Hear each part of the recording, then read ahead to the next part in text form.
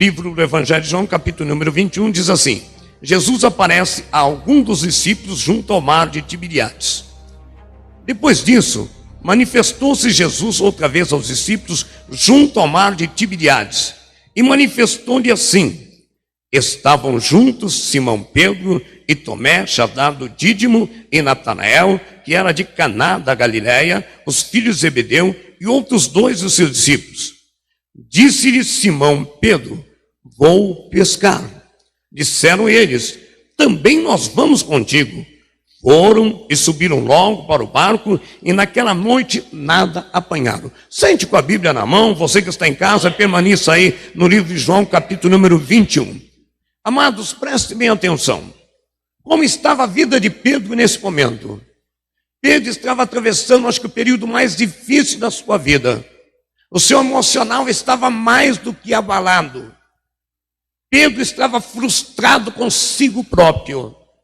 Pedro, que era aquele homem escolhido por Jesus, valente, ousado. Pedro, no momento que Jesus mais precisou dele. Um homem que disse: Senhor, olha, eu morro por ti. Eu morro por ti. E Jesus disse: Pedro, Pedro, antes que o galo cante, tu me negarás por 3 vezes. E Pedro, não. Pedro estava convicto de que aquilo não aconteceria com ele. E às vezes nós temos essa convicção que nós estamos preparados para tudo. Que nós estamos também. Não, comigo não. Amados, nós não somos nada. Não adianta. Pedro, com todo carinho, ele estava autossuficiente. Não, Jesus, não, que isso? Ei, Jesus. E Pedro realmente era um homem audacioso. Quando o soldado veio para prender Pedro, a primeira coisa que ele fez, errado, mas fez. Alçou da espada e cortou a orelha. Agiu de uma forma errônea, mas agiu de uma forma protetora. E Jesus: Pedro, não é assim não, Pedro. E Jesus foi lá e colocou a orelha no lugar. Então Pedro, ele demonstrava essa ousadia, mas Pedro, na hora que Jesus mais precisou, e foi naquele momento que Jesus foi levado para o Sinédrio, naquela noite, enquanto aquele povo estava ali esperando qual seria o resultado, que todos nós sabíamos.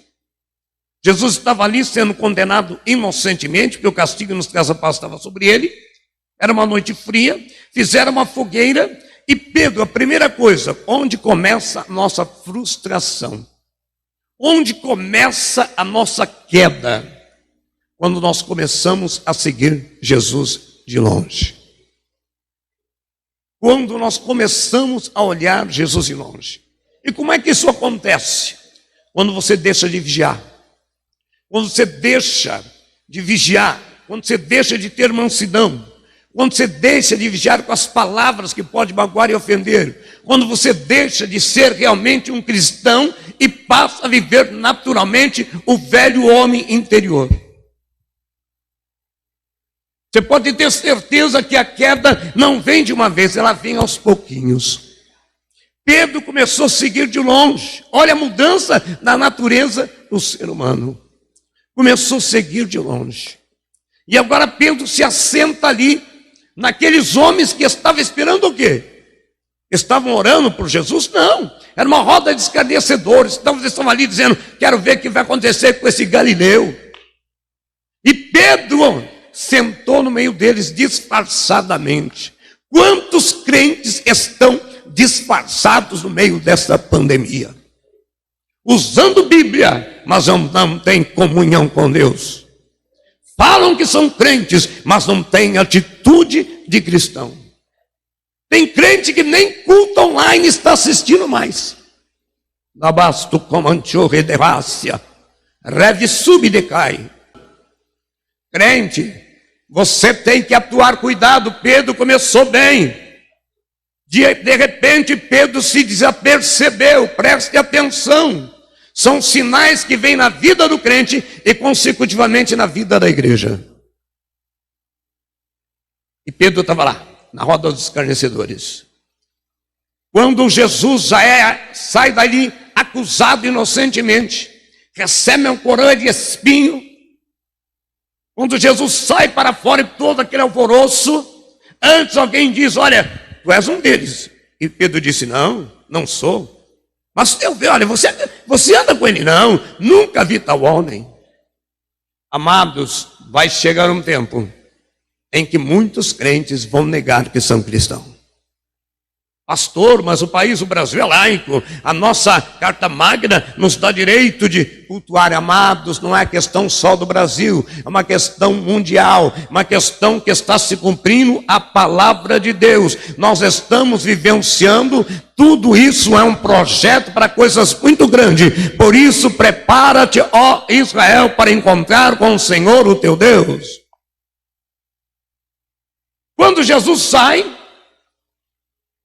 eu creio que numa fração de milésimo de segundo, Jesus, ele olha para Pedro, mas olha com aquele olhar de graça, de misericórdia, mesmo sabendo que Pedro o havia negado. Tenta imaginar a frustração que entrou no coração de Pedro. Tenta imaginar o que aconteceu dentro daquele homem. Agora, Pedro, o que acontece quando o homem se afasta? Ele volta ao seu velho homem. Pedro volta a pescar. Mas não é só o grande problema de pescar. O grande problema é que quando você cai, você muitas vezes influencia outros. A Bíblia diz aqui nesse versículo, disse Simão Pedro, vou pescar. Disseram os outros, também vamos contigo. Cuidado, amados, muitos vão influenciar naquele grande dia. Muitos de calamaço e de recebe de faço comanai. Vigia, mandei te procofoba da rácia. Vigia, muitos demandam como sub de quédia. Naquele dia, a mandará sebe de quédia. Vão dizer, você ainda acredita em Deus? Mas você ainda acredita? Oh, meu irmão, que é isso? Olha, cuidado, irmãos, os dias estão chegando. O cumprimento da palavra está aí, prepara-te, ó Israel. Manácia. Eita, Candouve, Semenévia. Quantos já estão na roda dos escarnecedores? Esquentando um fogo ou recebendo fogo que não é fogo de Deus? Quantos já estão com fogo estranho? Anda que eu for, amasse que não é fácil. Quantas coisas absurdas dentro da própria igreja evangélica.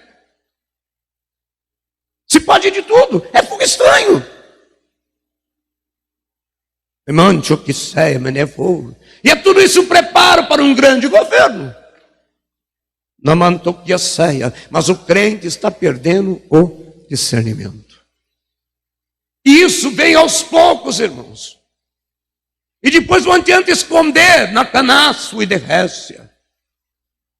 E foi o que aconteceu com Pedro. E Pedro influenciou, cuidado, esse dia vai chegar. Sento firme, a nave a ceia. Pois quando voltar o Filho do Homem na terra, encontrará fé. Muitos vão te influenciar. Já estão negando que Deus existe.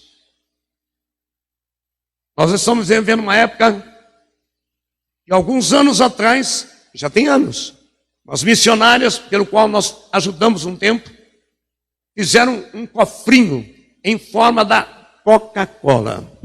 E eu fiquei até, mas por que Coca-Cola? E elas explicaram o seguinte, porque a Coca-Cola é um símbolo conhecido praticamente em todo o mundo. Então era uma forma de sensibilizar alguém. Em qualquer ilha você pode conhecer. Mas tinha lugares no mundo naquela época que ninguém sabia quem era Jesus.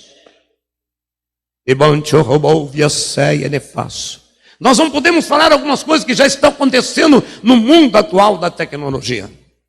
Algumas regiões da Normandia, na França e outros lugares, outros países mais, não estou dizendo toda, alguns lugares, as crianças não sabem. Alguns países, inclusive aqui no Brasil, já existe alguma sociedade que considera você crente. Se você é crente, eles consideram que você é um fraco. Porque quem precisa de um Deus é uma pessoa fraca. Chamando o que eu faço, seni deplou o que eu faço. Uricalaia, seni deplou o que eu faço, semeneia. Agora eu te pergunto uma coisa: Pedro andava com Jesus, dormiu com Jesus, no ombro de Jesus, viu Jesus, tocou em Jesus e o negou. E nós que só vivemos pela fé, esforça-te, meu irmão, para que ninguém tome a tua coroa. Arrependa-te enquanto é tempo. Humilha-te, cobadará, que souba, raiti, te pluque, farabadarava, súbia. Volte ao primeiro amor, ibarabando,